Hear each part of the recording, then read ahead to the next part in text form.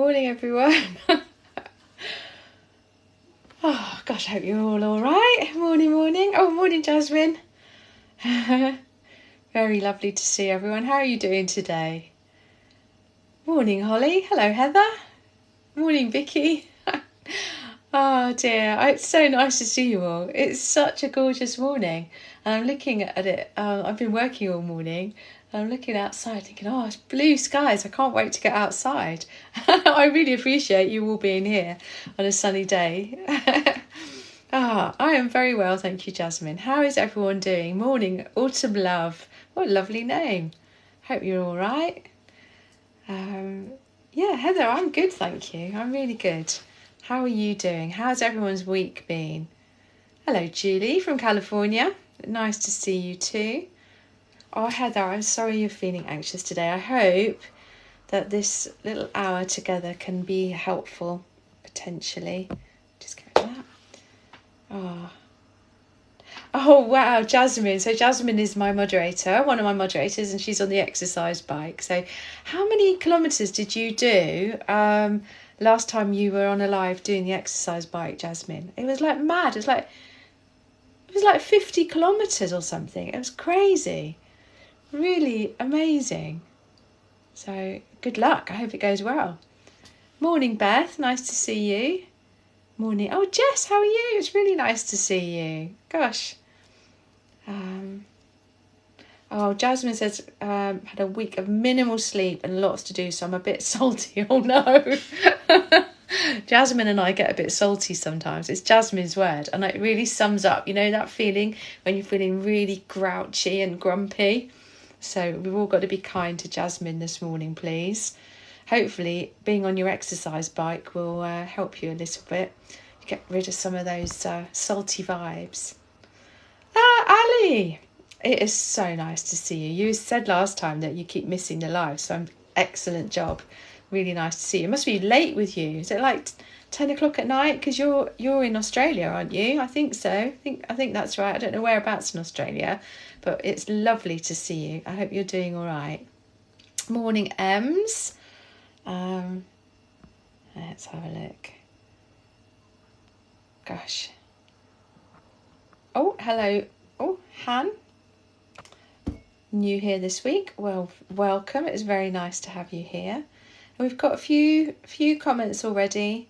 So Mary, do you have any tips on extreme anxiety that's turned into agoraphobia? Let me make a note of that, Mary, so that I can answer you. So Mary, tips on... So let me introduce myself, because otherwise you'll be thinking, who's this woman on here? So my name's Sarah, and I'm a QCH therapist, and that stands for, oh, thank you, Ems. That stands for Quest Cognitive Hypnotherapy, and I work mostly with people who are suffering from anxiety, but I also work with other things that people are going through as well. And it's really a framework of therapy. It's a talking therapy. It's very much based on what the person needs. It's really tailored to people's needs. And I use lots of different therapeutic techniques, really, to help them. So every Friday, I try and come along here. And at the moment, it's 12 o'clock every Friday. I come along and we have a chat about how we're all doing. We've got a lovely community here, such a nice group of people that come here. And it stays nice because I've got some fantastic moderators. So I've got the lovely Jasmine, who's on her exercise bike, pedalling away, whilst at the same time moderating. And I've also got the lovely Vicky Hodson, who is moderating as well today. And they're not therapists, but they have life experience, and they are really lovely, kind people. And they're the people that keep this a safe place. So if anyone is a bit unkind or not very respectful, then bosh, off they go. We don't like that. They'll be muted and blocked. Normally we have the lovely Lynn as well, but Lynn can't be here today, so we miss you, Lynn. If you watch this on the YouTube video, then we are missing you, but I'm really glad that you're off and you're having a nice time. So that's good, having a coffee with your friend. So Anyway, so what was I going to say? So I've made a note of one question already from Mary. And if you've got any questions, I'll try and answer as many questions as I can. What I tend to do is write a few down, answer them, write a few more down. So if you feel like asking something, then I'll do my best to answer. I work with lots of different things, but I don't cover everything. I know what my limitations are, and if there's something that comes up, if you ask a question and I don't know the answer, then if I can refer you on to something else, I will. And if I don't know the answer, then I'll tell you I don't know the answer. I'm not going to be guessing about things. And also, if you just popped in, if you're having a little bit of a coffee break at work, or you're just having a sneaky Skype on TikTok, then this will be on my YouTube channel. You can have a look up here. It says Sarah Ariss Therapy on YouTube. There's a link on my profile page. There's a link tree on there on my bio with lots and lots of free resources. Everything here is free. You are very welcome to go through that link tree, and there's loads of resources there. Please do not subscribe because you don't need to. There's nothing that you'd get for subscribing that you wouldn't get for free on here. So let me get on. Let me see if there's any other stuff on here. So Leanne says currently suffering with severe PTSD and finished CBT last week. Oh gosh. So I'm sorry that you're suffering that, Leanne, and I hope that you've not just finished the CBT and that's it.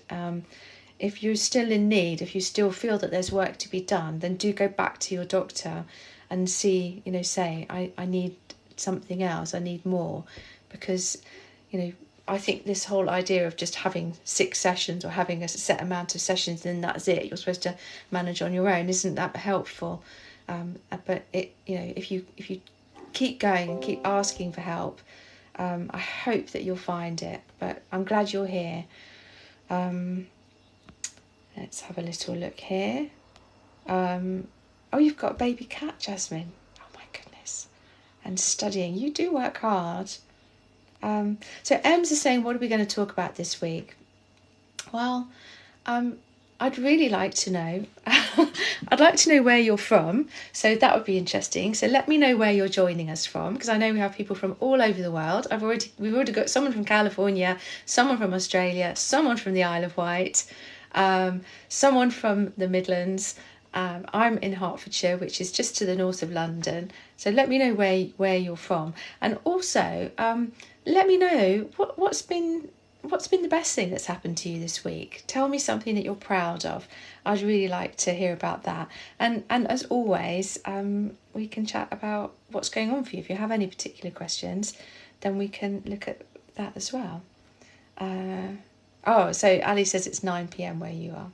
Cool. Thank you for that purple. Purple is my favourite colour. Michelle says, do you have a waiting list for sessions, Sarah? I do have a bit of a waiting list. It's not massive, but I do have a little bit of a waiting list. I generally do. I generally have a waiting list. I have done for the last couple of years now, really, which I'm grateful for. But it's a brief therapy, so we can work through. It's not generally a massive long list. Let's have a look. So Leanne. So Leanne, you were saying that you have PTSD, but you also asking about agoraphobia.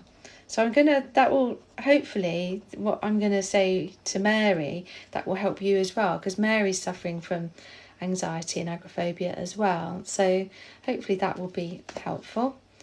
Hello, Savannah. Nice to see you. Excellent. Okay, and then we've also got a question from Katie. And Katie says, I feel really anxious about my relationship. How can I stop it? Okay. Righty-ho. So let me deal with those 3 questions. And I'm going to keep a lookout as well for where you're from. And if I miss stuff, then I'm really sorry. They fly by and sometimes they just jump and I don't see them, all of the comments. So, but I'll do my best. So Mary says, do I have any tips on extreme anxiety and agoraphobia? And also Leanne was talking about having agoraphobia as well. So agoraphobia is, a lot of people think that agoraphobia is a fear of going out and that you're stuck at home. And actually agoraphobia comes from the Greek. I think it's Greek. For the marketplace. So it's a fear of the marketplace, which actually does come down to fear of all sorts of things out there. And so what happens is with any anxiety, our nervous systems are constantly scanning our environment, both externally, all the stuff that's going on around us, the people around us, where we live, our work environment, all that kind of thing.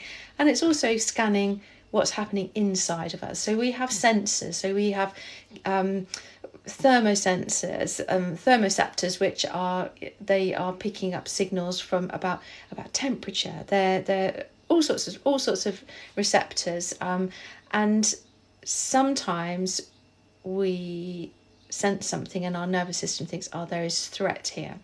And so it throws us into protection, which means that we get flooded with adrenaline and cortisol, and we experience the physical symptoms of that, the beating heart, the tenseness of muscles, perhaps feeling a bit sick, pain in our muscles, headaches, all sorts of physical symptoms. And we get to the stage where we think, well, we need to stay in a safe place. And where's a safe place? Either your safe place is, well, I'm just going to stay in my house because the outside world seems too scary. Or you can even get to the stage where I'm going to stay in my bedroom because anywhere outside my bedroom is really, really scary and there is threat there. And even though rationally you might know that that's not necessarily true, the rational mind really has not a great deal to do with anxiety. What's going on is that in your gut, your nervous system, that is the part of you that believes there to be threat, believes there to be danger, and that will be based on there might be real danger around you. There might be people around you that are of threat to you, in which case it's very normal to be feeling the anxiety that you're feeling. It might be that you're looking to the future and thinking, well, this might happen or that might happen, or maybe you're ill or someone around you is ill and you're thinking, oh God, what if this happens to them and what if that happens to them? And so in that moment you're not here, you're out there in the future imagining worst case scenario. And also what can be happening is that you might be living some of the time in the past, so that your brain is matching stuff that's happening today in your present day with stuff that happened in the past, which have got red flags on, that those were stressful, threatening events. You survived them potentially by triggering fight or flight response, and so your brain goes, whoa, hang on, this is the same as that, and let's look at how did we survive that, let's throw us into fight or flight again. So you can be triggered all the time and not even know why you're being triggered, but there's always a reason. There's always a reason why you're being triggered. There's stuff that you can do for yourself, and on my page, on my grid, there's lots and lots and lots of videos about different things, breath techniques, visualization techniques, all sorts of things that you can do in your everyday life. I always say to everyone to start by beginning to connect. And by that I mean, so when everything is all right, when you're feeling great, when you're feeling in flow and you're feeling safe and you're feeling present, that's your green zone. And when life is generally okay, our green zones are nice and big. We've got loads of room to move, haven't we? Whereas when we're in protection and the world feels like a scary place, our green zone is very, very tiny. And we expand that green zone by beginning to firstly do the things that we love and we feel safe doing, and doing those regularly. So we're getting the good release of the hormones that tell our nervous system that, oh, it's okay, all is well. But then once we've done that for a bit and we're getting into the habit of doing things that make us feel good, then we just push ourselves a little bit, have a little step into the amber zone, and then back to safety. And then our brain goes, oh, this is good. We have evidence here that we can push it a little bit and come back to safety, but we're not going all the way into the red zone. We certainly don't want that. What we want is a little step into amber, back to green. And by doing that, the green zone expands and expands. Sometimes we can't do it by ourselves. You know, there's a lot we can do for ourselves, and it is about lifestyle changes.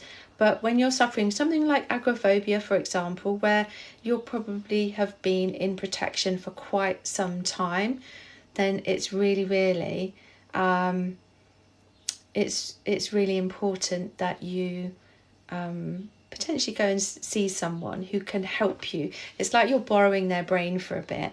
That a therapist, whatever modality, might suit you. And you can find a therapist either by going to your doctor to start with, or you can find a therapist through the QCH therapy finder, which is available through my link tree on my bio.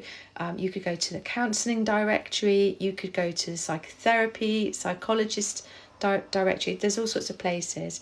But sometimes we need to borrow someone else's brain for a bit to get a different angle on it and to help us reframe what's happening and give us practical skills. But that's the starting point. The resourcing, the self-care that I was talking about earlier on, and maybe looking at some of the videos. There's a little category called anxiety information, and there's helpful techniques. So the thing about agoraphobia is that it's not necessarily, it's agoraphobia and that's the thing that's wrong with me. The agoraphobia is your nervous system doing its absolute best to protect you from a perceived threat. So it's doing a really good job. It is protecting you from all of the danger out there that it perceives to be dangerous. Sometimes it's not really dangerous, but if your nervous system says it is, it's not going to take any chances. It's going to fire off the fight or flight response, so that your world gets smaller and smaller potentially, but that doesn't have to stay like that if you just begin to do the stuff that I'm talking about. And you know, I can see here Jasmine saying, I'm not sure what this is an answer to, but Jasmine's saying everyone's experience is individual to them, and that's so true. So I'm going to scroll through and just have a look what's going on there with that comment, so bear with. But that's the thing to remember, is that as medical professionals, as health professionals, we're very quick to label people, but actually every single person's experience is unique to them. And whatever's going on for you is your experience. You will be doing your mental well-being, your mental health, your physical health differently to the next person. So I hope that helps a little bit. Let me have a little scroll through. Let me welcome you. If you're just joining us here, I'm Sarah, and I'm joined by Jasmine and Vicky, who are my moderators, keeping this a really nice, safe, friendly space. What we really want, because this is all free to everyone who's here watching, and free on YouTube later on today or tomorrow.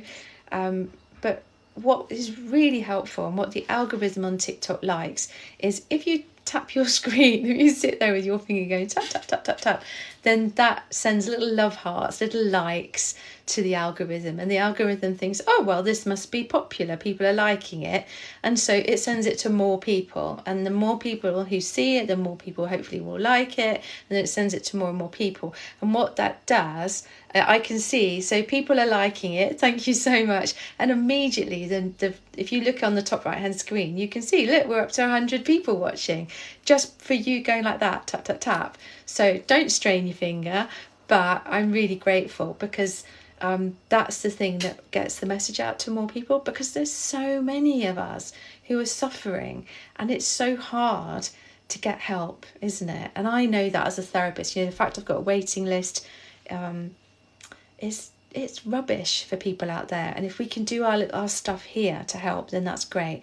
If you fancy following me, brilliant, but don't feel you have to. If you fancy sharing the live to someone you think, oh, they would find this helpful, then again, just have a little look at the little twirly arrow on the bottom. I think it's bottom right hand of the screen. Anyway, let's have a little look.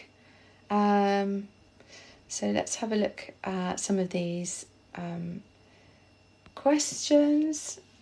Oh, Elizabeth's here. Hello, Elizabeth Malmross. Really lovely to see you.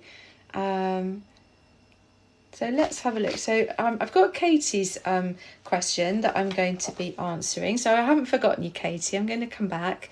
And it's interesting here. I'm looking. So Leanne's saying my safe place is indoors, my bedroom, and away from where I live. Okay, so that's really interesting, isn't it? And that totally makes sense, doesn't it? That, you know, if you think of our sort of ground zero as perhaps a particular place in our house, in our home, that's the place where we feel safest. And then our safety, our sense of safety sort of dilutes the further away that we get. But then for you, Leanne, it might well be that, you know, your bedroom, your house is safe, and then you go outside and your immediate area is like, oh, this is not safe. There are people here I don't feel safe with. And then if you were to travel way beyond that, then that environment way out there becomes safe again. So it's really something to be curious about. And this is what I say to everyone, really, people that I work with, people that join us here with this lovely community of people.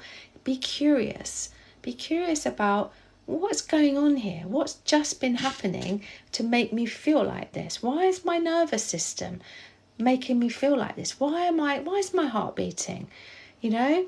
And so often our normal is, we're so used to our normal that we don't realise. So often people come to me and I say, so what's been going on with you? And they go, oh no, nothing much, nothing.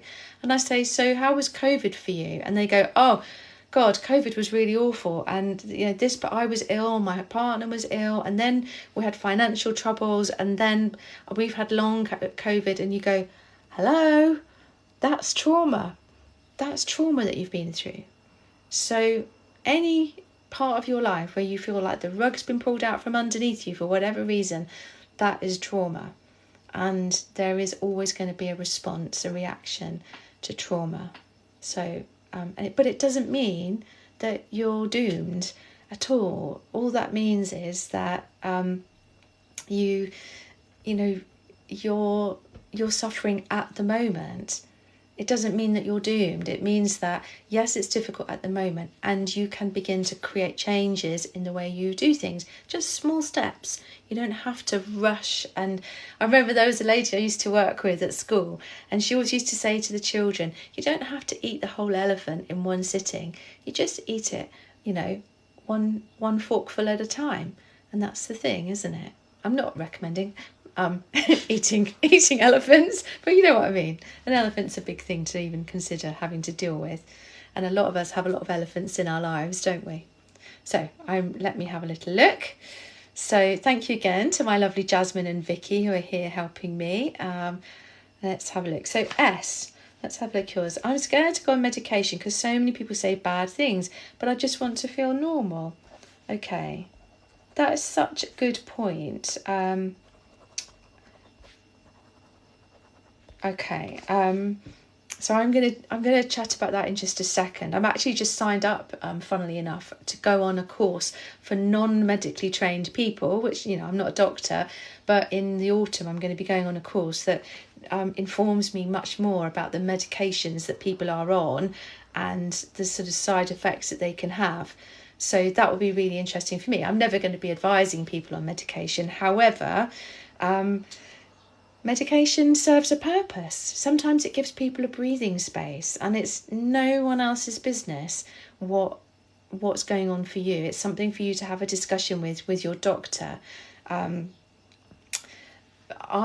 my boys were little, I had postnatal depression, and I'd struggled with depression in the years leading up to that. If I look back and look at the sort of pattern of my feelings, and I went on Prozac for a number of months, and the combination of being on meds plus having talking therapy was the thing that helped me come through that.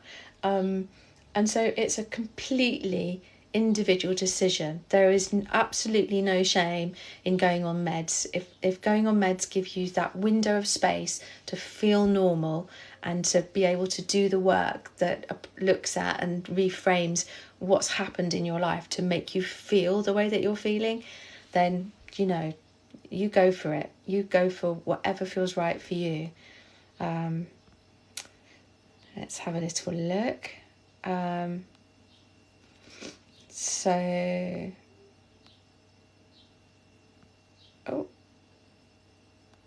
yeah, so Estelle says meds really made her a million times worse.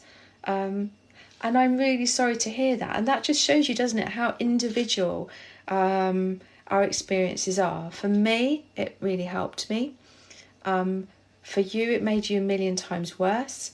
For S, it may well be a completely different experience. And that's the reason that you need to work with your doctor to get the balance right. Because if you get the balance wrong, then yes, they can be make life difficult. But if you're working with someone who really knows what they're doing, then they can be really, really helpful. But it is completely down to you. That's the thing. You all have choice, don't you? Let's have a little look. I'm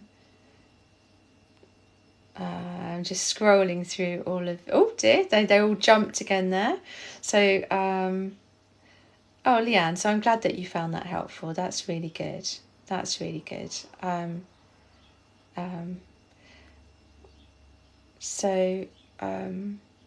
Han says, I've been recently diagnosed with a new chronic condition and my anxiety is awful.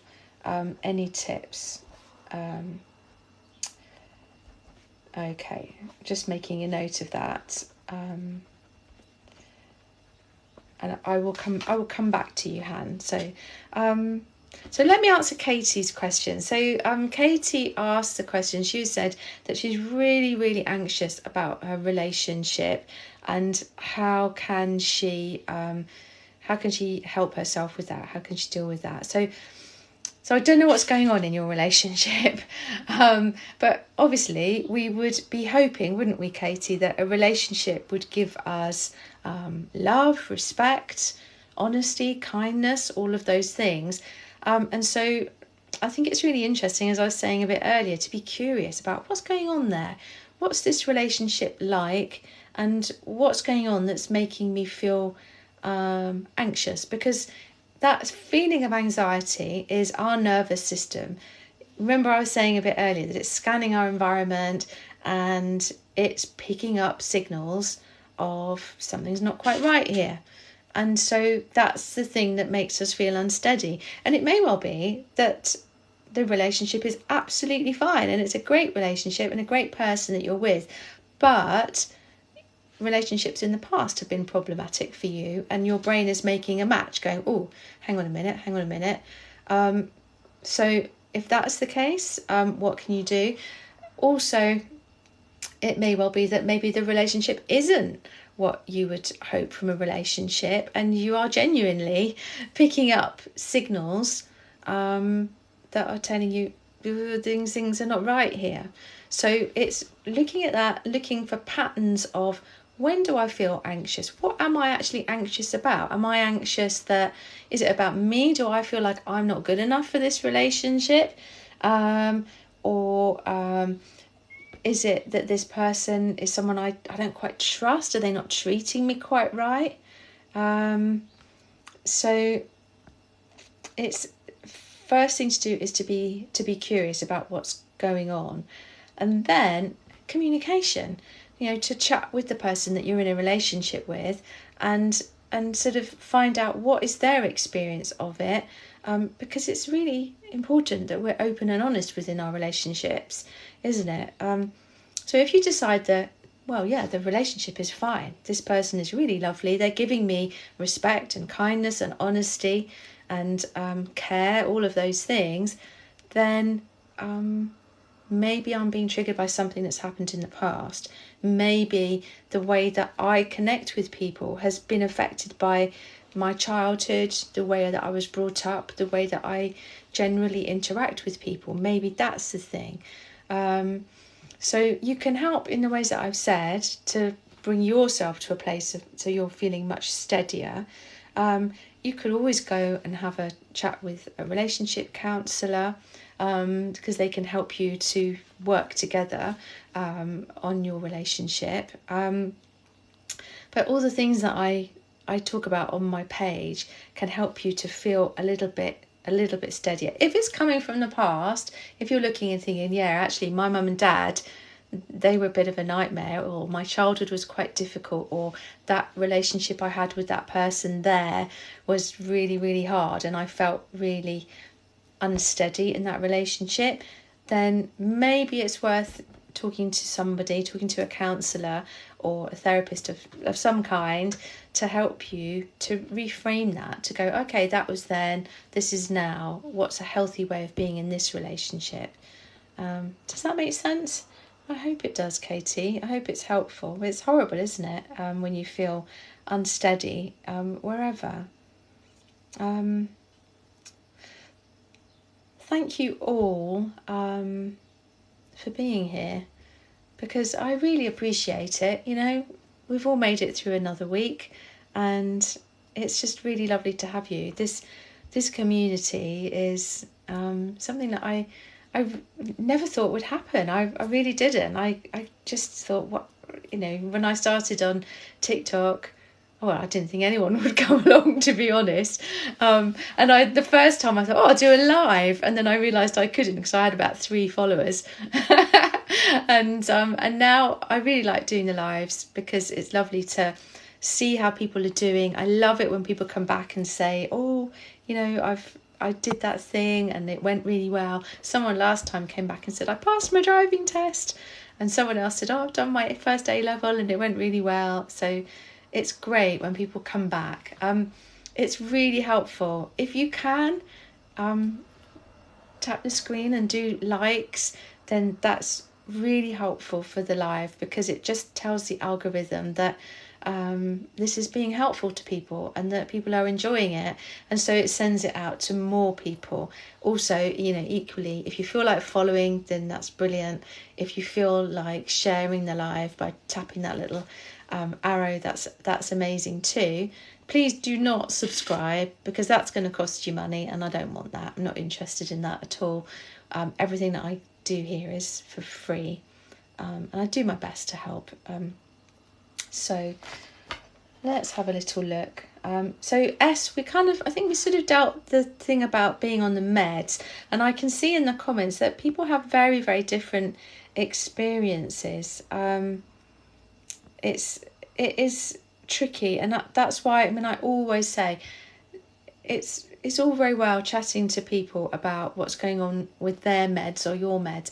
The person you need to talk to is your doctor, because if you feel like the meds are not working for you, go back, talk to them, get a different dosage or get a different type of medication, because the meds are there to do a job, and if they're not doing the job, then it's the doctor's responsibility to change them so that they are doing the right thing.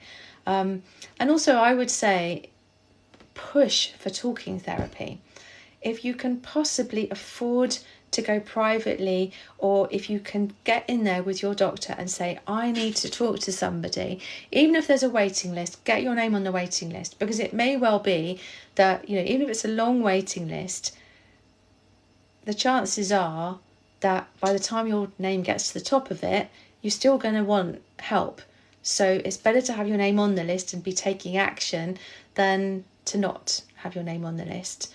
Although it's a real pain when you have to wait. I do realise that. So, yeah.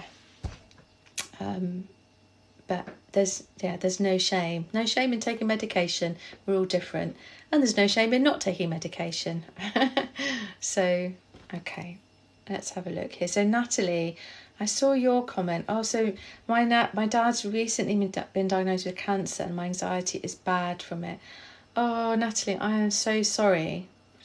That's really tough, isn't it? I think sometimes life throws us really, really difficult things to deal with. And I think it's entirely natural and normal that your levels of anxiety will be up here. And the things that I talk about, the self-care, the connection with other people, the sharing how you're feeling, they can all help you.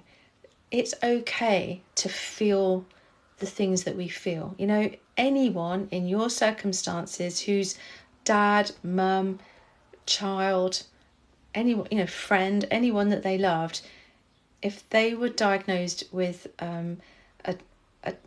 an illness of any kind, never mind cancer, it's going to be a shock for you. It's a traumatic event for you as someone who loves them, as well as for them. And it's entirely normal to be affected by that. I think perhaps we go along through life thinking that life should be, you know, happiness and unicorns and, you know, everything's got to be all right all the time. And that's not true. Life is shit sometimes. I'm sorry to swear, but it is. Life is really hard sometimes, but it doesn't stay hard all the time. Within that hard, challenging time in your life, there will also be moments of connection and happiness and well-being. There's a really great book by Maria Sirwa. So it's here. Let me grab it. So this is called A Short Course in Happiness After Loss. And I would really highly recommend this. It's beautifully written. It's in 2 halves. And it talks about what it feels like, examples of what people have been through, and then the sort of, you know, what you can do, that kind of thing. And it's that thing of, she tells a story about when her brother was dying. He'd been really ill for some time, and she said it was obviously awful, but there were still moments of real connection, and those are the moments that I think we need to seize hold of, but also to accept and to acknowledge the pain. Because Natalie, it's normal for you to feel pain. It's normal for you to feel anxious because you're looking to the future and imagining things that might happen but might not happen. And so if you can help yourself to be as present as possible in the moment, then that's going to be helpful for you, and also helpful for your dad, because it's very normal to be off in the future imagining stuff.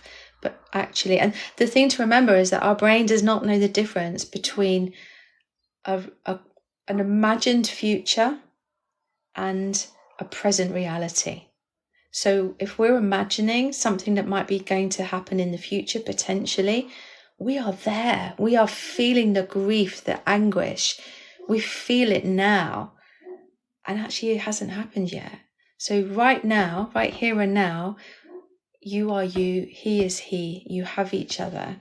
And it's important to connect with him, connect with the people around you, so that you create a framework of support, whilst acknowledging that it's okay. It's okay to cry, it's okay to feel angry, it's okay to feel whatever it is you do feel.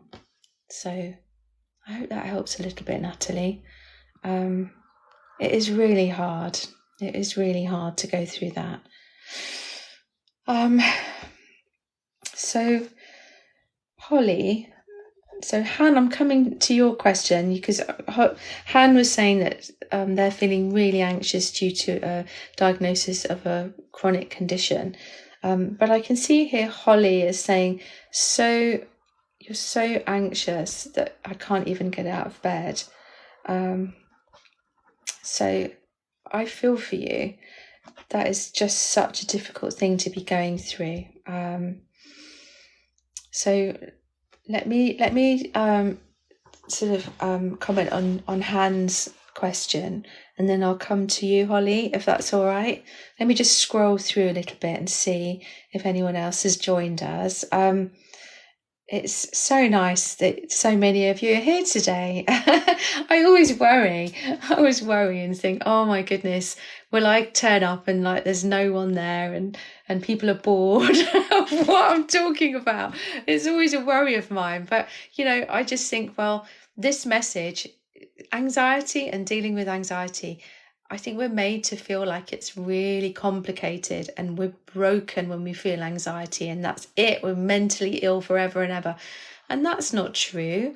You know, we are human beings who are going through difficult times, and it's okay to feel what we're feeling. Probably most of us would be feeling what we're feeling, you know, if we were going through what you're going through at the moment. And there are things that you can do, because at the end of the day, if you can help your nervous system to understand that actually you are safe in this present moment, then there's no need for anxiety. There's no need for fight or flight when you're safe. If you're not safe, it's really helpful. You know, if you're about to cross the road and you suddenly notice a car coming at you, like, you need the adrenaline and cortisol so you can go, whoa, like this, and your heart beats for a bit afterwards. But then you realise, oh, it's okay, I'm safe now, and it will go away. It will subside. And that is exactly what's going on in our lives when we feel anxiety. It's like that car is coming and coming and coming. If we can help our nervous system know that it's okay, the car's not there anymore, there's an empty road here, then that can make a big difference to us.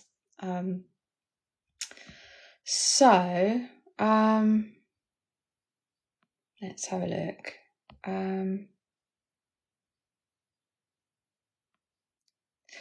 So Estelle Johnson says it's really it is important to take action, but sometimes we're in a place where we can't take action. So looking at Holly's question here, Holly's saying, you know, she's feeling so anxious that she can't get out of bed. Now, that is a protective response, because what's happening there is that if you imagine that there's a sort of a ladder of what's going on in our emotional day, when we're at the top of the ladder, that's our green zone, and everything is fine, and we're in flow, and we're safe, and we're present, and we're with the people that we love and the animals we love, and we're in nature, and we love our job, and, you know, all of that. We'd all love to be there all the time, wouldn't we? But we can't be, because sometimes something happens either in reality that's here and now, or we get triggered by the past or by the future, and we slip down to the middle part of our ladder, which is our amber zone. And that's the place where our nervous system believes there to be threat. Whether there is or not is a different question. And our sympathetic nervous system is triggered. So we're in fight or flight. We get adrenaline and cortisol released into our system, and we are like ready to go. Our muscles are tense, our heart is beating, our breathing changes, and that in itself can have physiological changes in how we are ourselves. But we can do something. We can take action. We can take ourselves away, you know. But there are times where we're right at the bottom of our ladder, and that is, it could be the red zone. You could say, this is my red zone. But, you know, for you, it might be a different colour. For you, it might be black. It might be dark grey. It might be a nothingness. And that's the place where we're aware that there's threat, but we cannot do anything. We cannot take action, because to take action is either too much, too exhausting, or would lead us into more danger. Sometimes the place to be is like Holly, curled up in our bed under the duvet, because there we're safe. And gradually, time can be the thing. Communication. So if we have someone that can come to us, we let them in, we can talk to them, we can just be there with them. We don't even need to talk. If it's too much to talk, that we're just there. They can hold our hand. We can watch a bit of telly, just have a coffee, have a cup of tea together in silence. We can sync our breath together. And eventually that bottom place of our ladder, we can start to come back up and think, you know what? I reckon maybe I could go downstairs. Maybe I could go and have a shower. And maybe that's too much. Maybe you have your shower and you go, oh, that was too much for me. And you go back to bed. but it's taking those small steps that bring you out of that place. And we are, all of us, constantly sliding up and down this ladder. And so it's really interesting to look at what are the triggers? What are the triggers for me? What's going on? What I'm feeling like this right now. How come? What's just been happening for me in the last hour, the last couple of hours, the last few days? What am I reacting to? That can be really interesting, because once you start to be curious, then your online brain, your thinking brain comes online, and you can be a little bit more distant from it, and you're up here rather than in here. Does that make sense? So, Holly, if you're feeling such anxiety, have a look at my grid. And have a look at some of the breath techniques. Maybe the pinned posts can be particularly helpful. There's a 10-minute pinned post of tapping, which is quite vague. So whatever's going on for you, hopefully it can be helpful. So maybe go and have a look at those, either after the live or now, and let me know how that helps. And it's about consistency, doing that every day. So we're not just firefighting, like, oh, I feel anxious today, so I'm going to do some good stuff for myself. It's doing the self-care, the resourcing, the kindness to ourselves every day, because that's the thing that brings us through to the other side of it, a place that feels a lot steadier. So I hope that helps a little bit, Holly. I hope that you're feeling all right watching this live. Let's have a look. Thank you all for being here, and thank you to my moderators. We have the lovely Jasmine, who's on our exercise bike today, cycling away, and we have the lovely Vicky Hodgson, who's also helping to keep this a very safe space. And that's what we want, isn't it? We want to feel a little bit safer, a little bit more connected to community. So, I can't see your name. Your font of your stuff is hard to read. So, Mariam. Okay, Mariam says, hi, I've been feeling so much anxiety because someone I thought was a friend hurt me. God, I really feel for you. That's horrible, isn't it? Okay, so I made so anxiety over being hurt by a friend. I'll come back to that, Mariam, if that's okay, because I need to deal with Han's comment here. But yeah, that's a really good point. And I think it's something that probably all of us can identify with, and it resonates with all of us. I can see you chatting here with Jasmine, saying how, you thought she was a really good friend and she's hurt you. Friendship is hard, isn't it? But I'm going to come to that more specifically in a moment. Natalie, that's okay.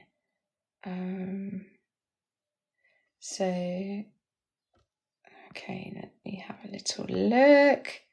Thank you ever so much, everyone who has been tapping to send likes, because that is, that brings more people to the live, because it's I just want to help as many people as possible. Okay, so let me look at Han's comment and question here. So Han said that they've been diagnosed recently with a chronic condition and they're feeling really anxious about that. So I'm really sorry that that's the case, that you've been diagnosed in that way, Han.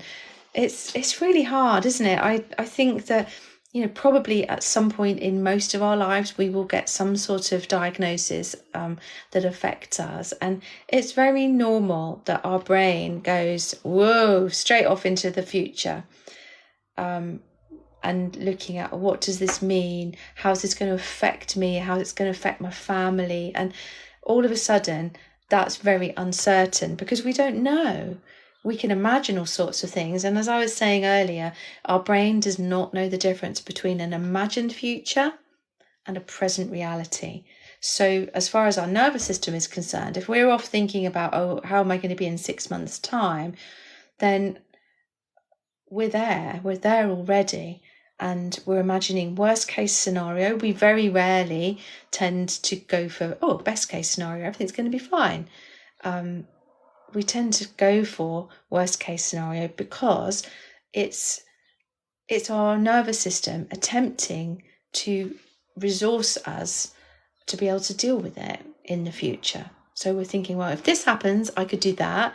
Or if this happens, I could do that. Or if that happens, then maybe I could do this. But a lot of the time, we don't do the I could do this bit. We'll do, oh my goodness, this might happen and that might happen and that might happen. And we're like, da, da, da, da, da, da, da.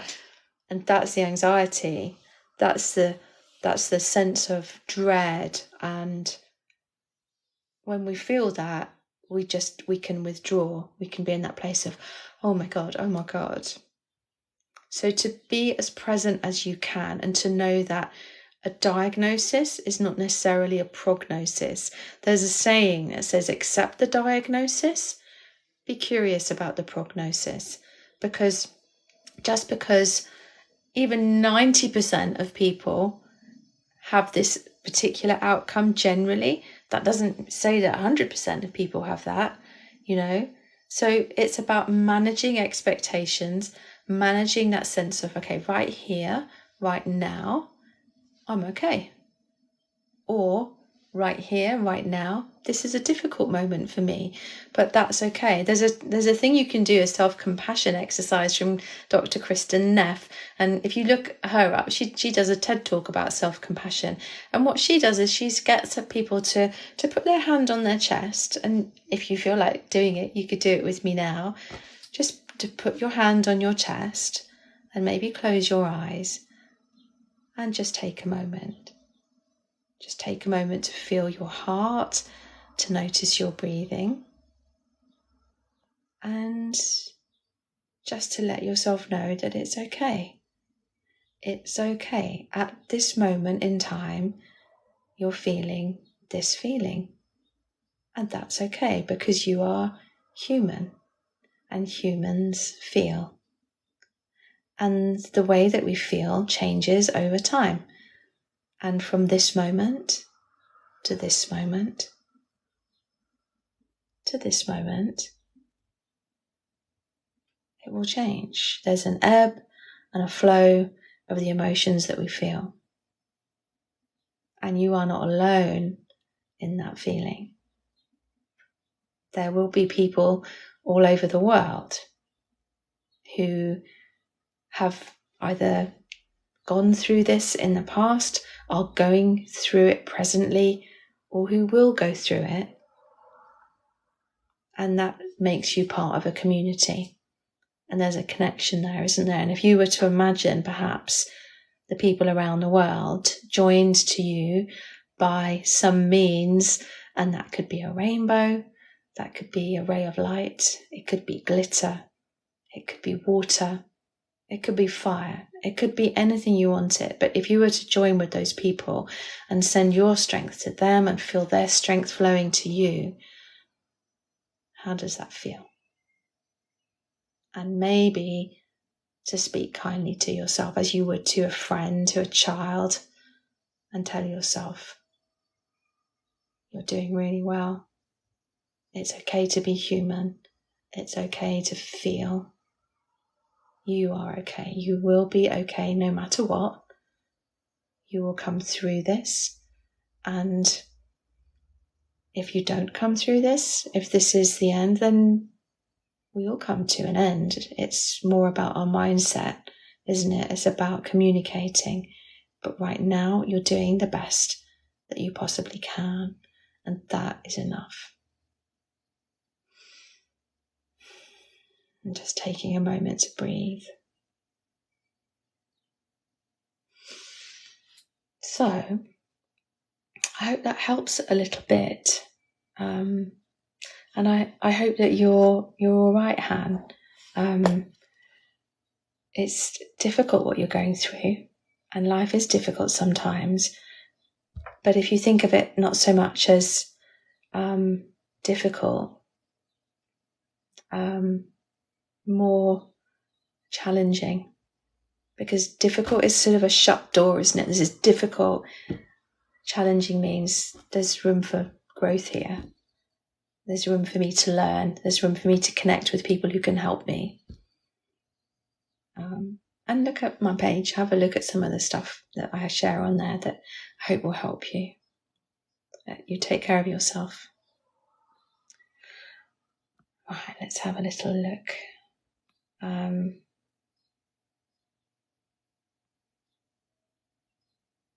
Let's have a look here. I can see something here that I just wanted to double check. Okay, no, I'm not going to scroll through to find that. Okay, so Mariam was talking about having anxiety over being hurt by a friend. So I'm going to talk about that for a moment, because I think that's something that perhaps all of us can recognise. And so the Hertfordshire event planners, woo, Hertfordshire, that's where I am, says that's the thing, it's okay to not be okay, you know. It's a bit crap to not be okay. Like, no one wants to not be okay, but it's normal. We all flow through times in our day where, you know, we feel anxious or we feel a bit down, and then I feel nice. Actually, look at that. Oh, there's a bird outside. The sky is blue. And then we down again. So it's that sense of change is always flowing through us. So it's okay.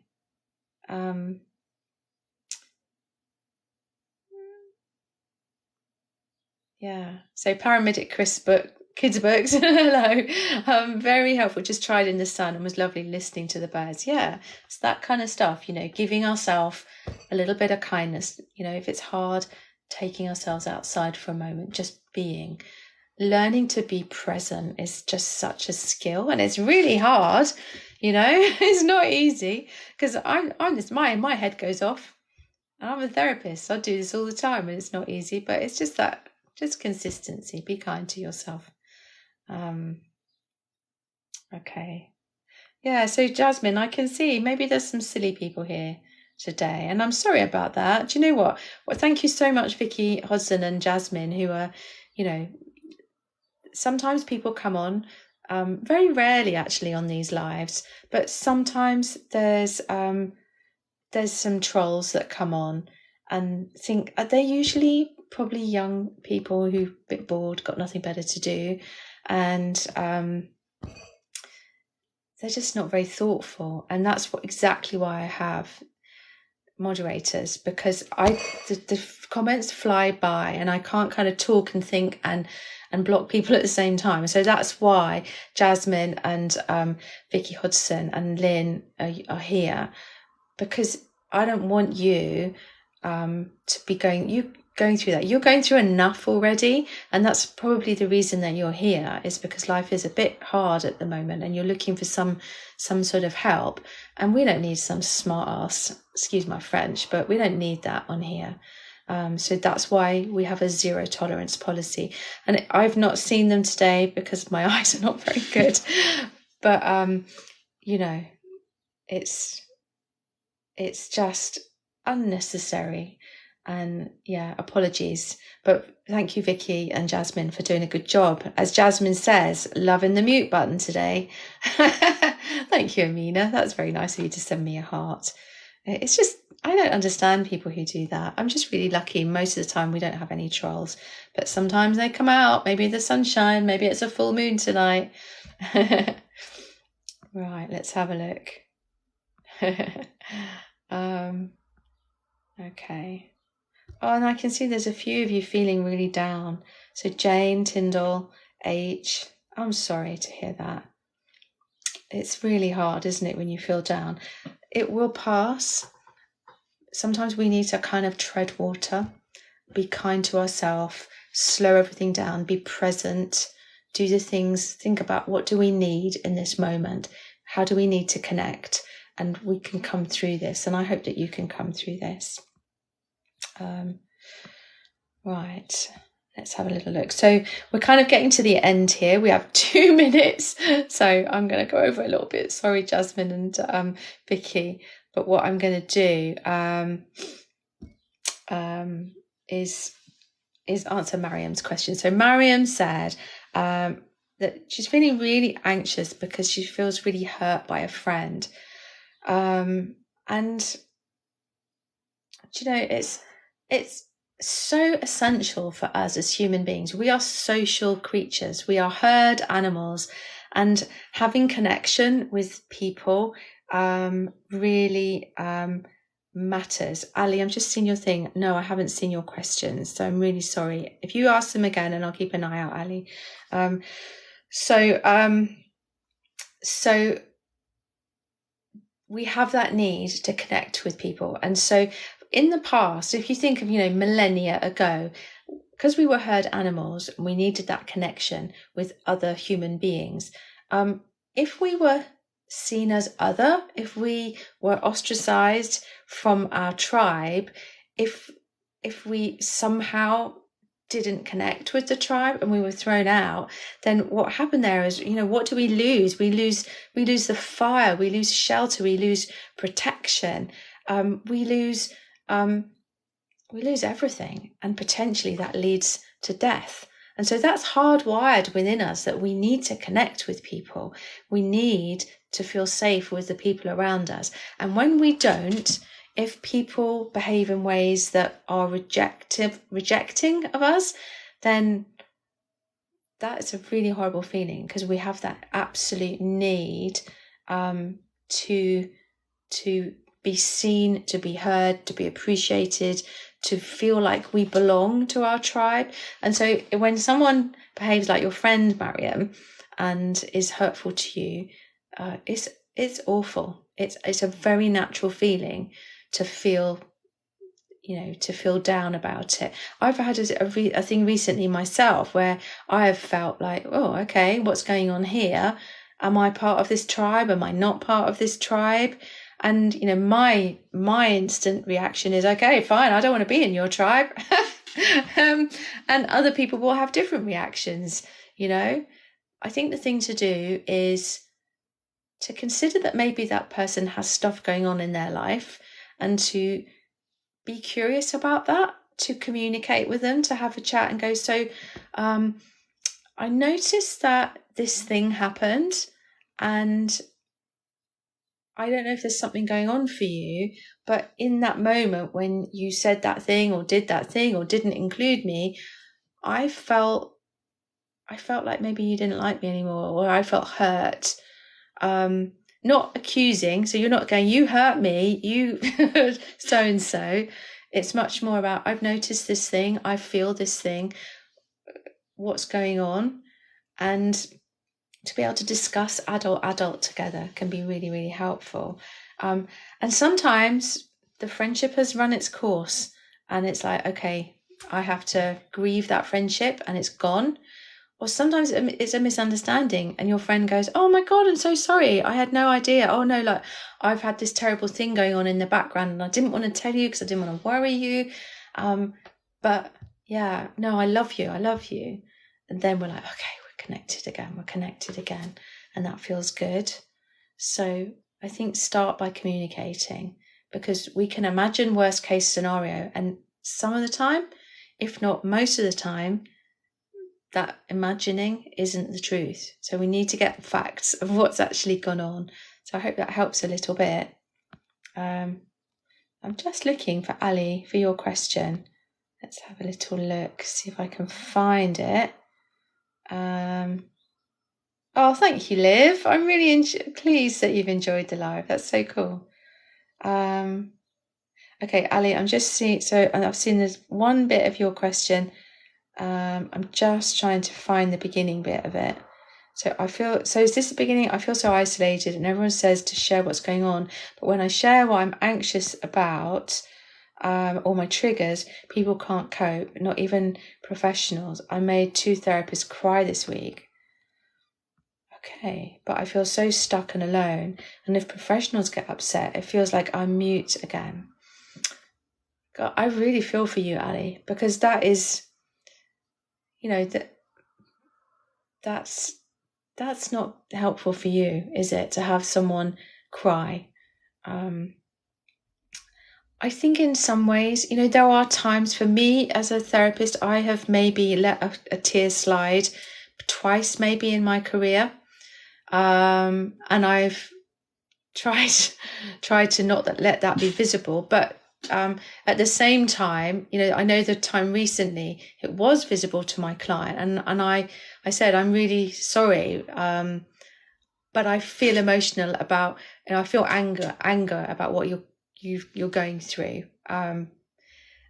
But we cleared it up and it made it about her again. And I felt a bit bad about, but there are times, because therapists are human too, but they shouldn't, I don't think as a therapist that it's not helpful to you in any way, shape or form if they're sitting there crying over stuff. And I think it's, that is not helpful at all. And so I feel for you, and I'm thinking, what can I suggest for you? Because I think it is really important to share. And in the week, do you remember I did that post and about talking to people, and then you said you mentioned this sort of theme in the week, and I said, I think my reply to you was, well, maybe you're not talking to the right friends or the right people. And I think that is the thing, is that it's finding the right people who can help you. And I know that is really hard when you think you found the right people. You think you've got therapists who are there, who are professionals, in a team, in a unit, or wherever, that you're hoping these people are going to know how to help me. And then they cry, or they say, I can't help you. And then that makes you feel bad about having said anything. And so you go around in that circle. This isn't helpful. This isn't helpful. And so I'm thinking, to find someone who is really trauma informed, someone who really knows what they're doing. And unfortunately, they're not always the most they're not, there's not masses of those people around. There's a lot of people who maybe are not that helpful. Let's have a look. So Ali says, thanks for understanding. I never tell any details or anything, just like a brief history, but this was the recommended SA therapist. So Anna, I'm going to come to you in a second. Okay, so that's really hard, Ali. That's really hard.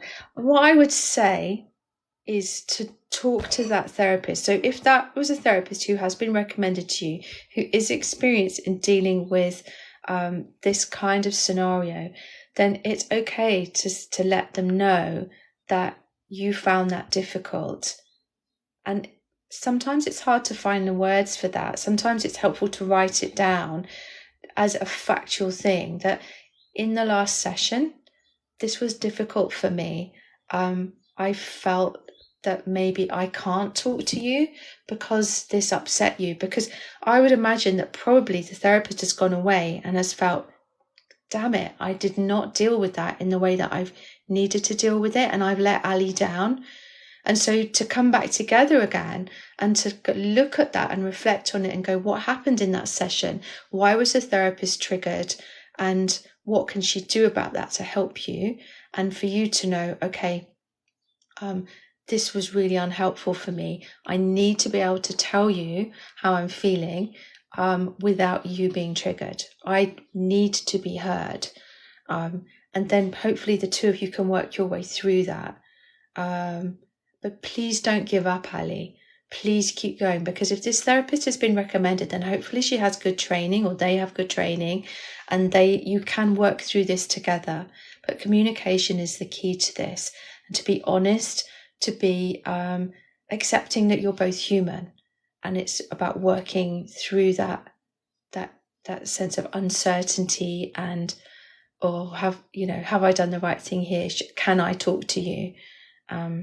I hope that helps a little bit.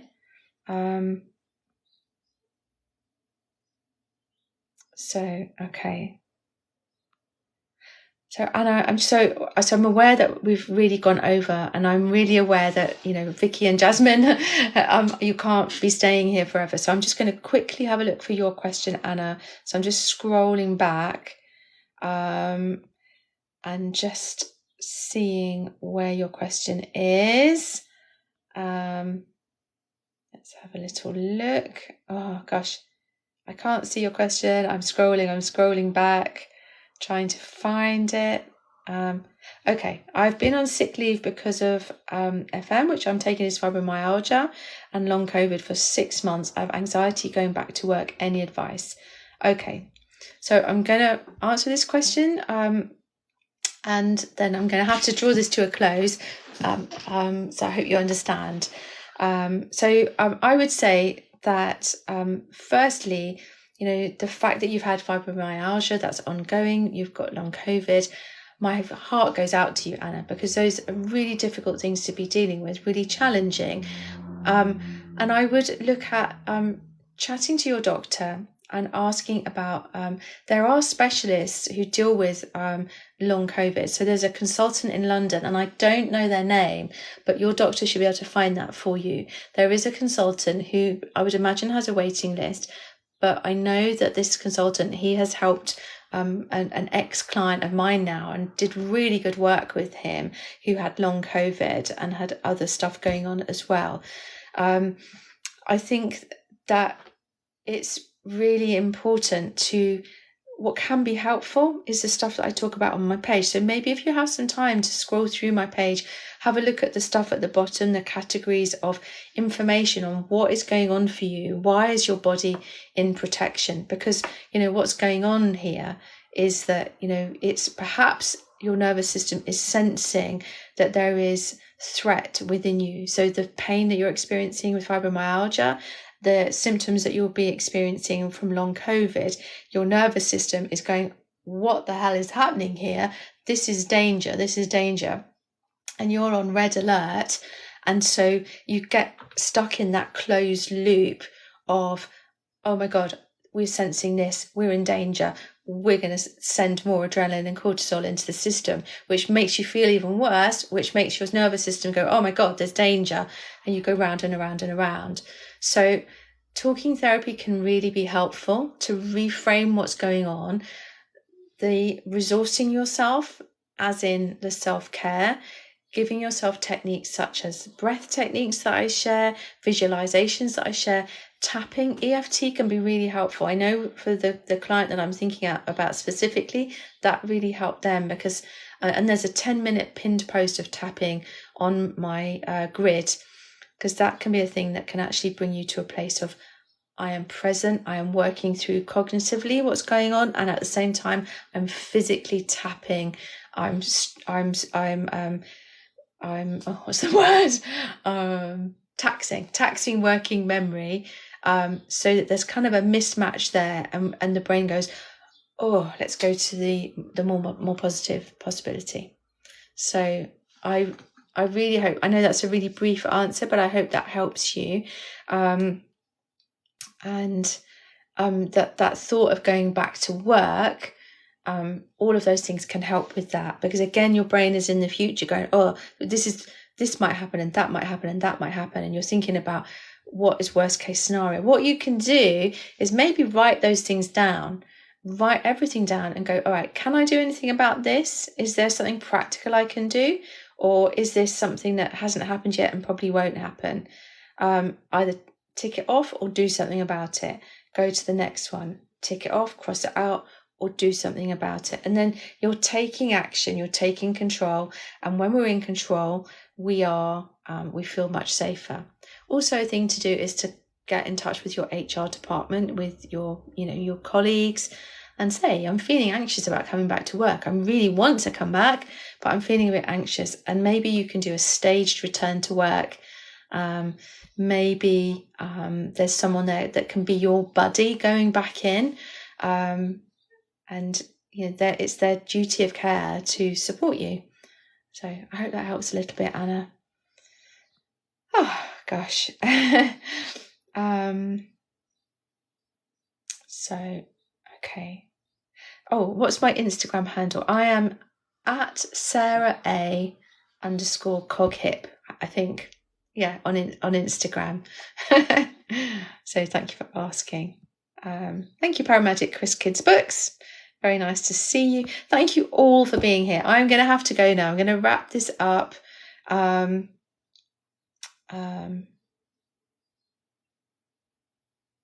Oh, okay. And Ali, I can see you saying further stuff, and I really feel for you, because, you know, a therapist standing up and making it about them and banging on the door and stuff, that's, you know, whatever you're feeling as a therapist. I've felt angry about stuff that people have been through, but it's not my story. It's not my thing to be showing you. I'm there to support you, you know, and so it's worth talking through that.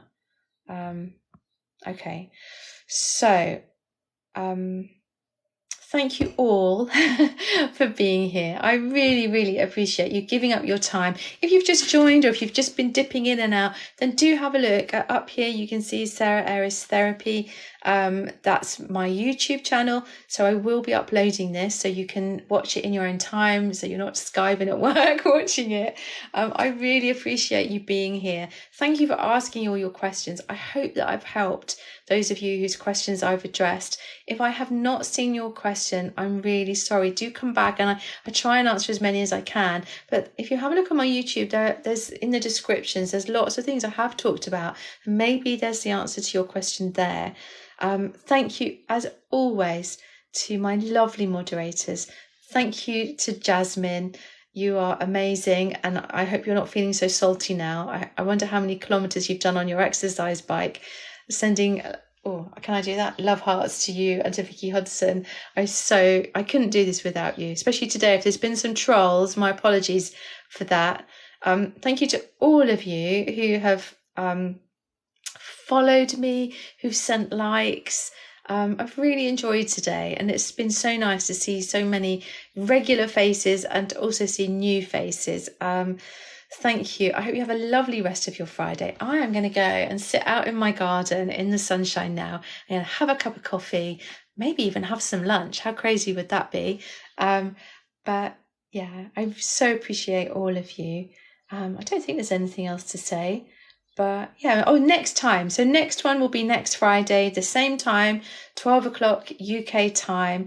I'm sending you love, and take care of yourselves. Be kind to yourselves. Even if that's tricky, be kind to yourselves as best you can. Let's have a look. So I'm just going to stay here and say goodbye to a few people. Jasmine, Vicky, I love you fellas. And Lynn, if you're watching this, I hope you had a lovely time with Mrs. Bryce.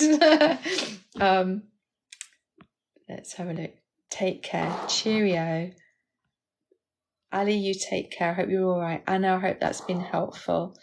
And I'll see you next Friday. I really hope. It would be really great to see you. Okay, I'm going to go. Take care, everyone. And thank you for being here. That's really lovely. Bye-bye.